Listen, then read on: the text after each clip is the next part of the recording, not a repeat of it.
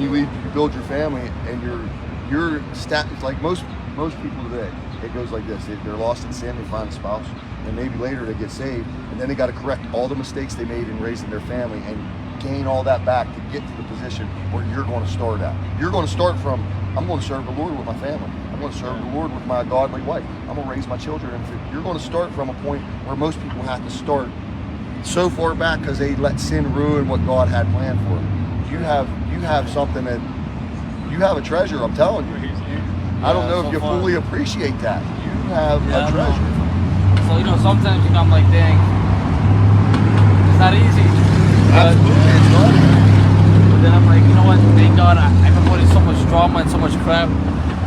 So, yeah. Well, and nothing about this walk is easy. That's why we're called men of God and not boys of God. We are called to be warriors in this faith.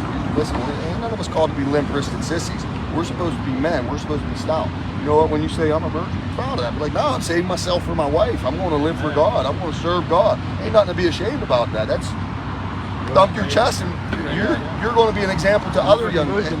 That's right. Listen, and then you could influence other young men who may feel pressured by this world that somehow being a man is the person who has all these women and has all these filthy relationships. That's not a man.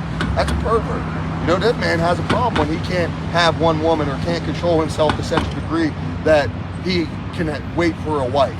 So that's a problem. Why can't you rule this vessel well? The Bible says one who rules this vessel well is like one who's conquered a city. If you discipline your life to such a degree that you don't have to have sex with 10 women to feel like you're some kind of man or, to get your pleasure. I get my pleasure from serving God and living for God. Well, guess what? You're a man then. That's something that's worthy of respect.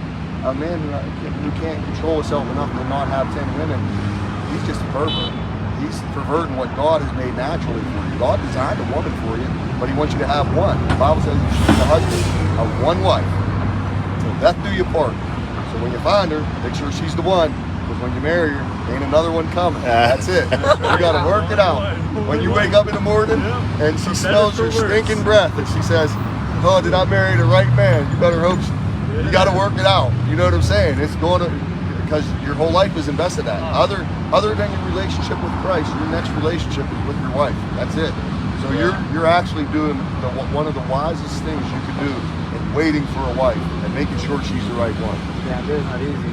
It's not. There's a lot of temptation. There's a lot. And the devil makes it easier. Listen, he puts more sin in front of you than anything, even today. I mean, people are tempted with booze, they're tempted with drugs, it's everywhere. And how much more so, even walking out here, you see women half-dressed, right? Sit in front of a television too long, guess what's going to come on it? A woman half-dressed. There's always temptation. And our flesh wants to fall into that temptation. But the Spirit that God placed inside of us strengthens us to say, as long as we're willing, we can turn away. That's why I said, flee from youthful lust. He didn't say, fight against youthful lust. There's times when you just got to get up and walk out the room. You got to turn your head. Like there's some of these women, they're half-dressed. Listen, I don't try to engage them and talk to them and, be like, I can look them in their eye. You know what I got to do? Look away. You know why? Because there's a temptation to look back. You got to be willing to do that. That's part of the fight. Whatever it takes. Jesus said, if your eye causes you to sin, pluck it out. I think it's easier to turn my head than pluck out my eyeball. You know what I'm saying? No man can get to the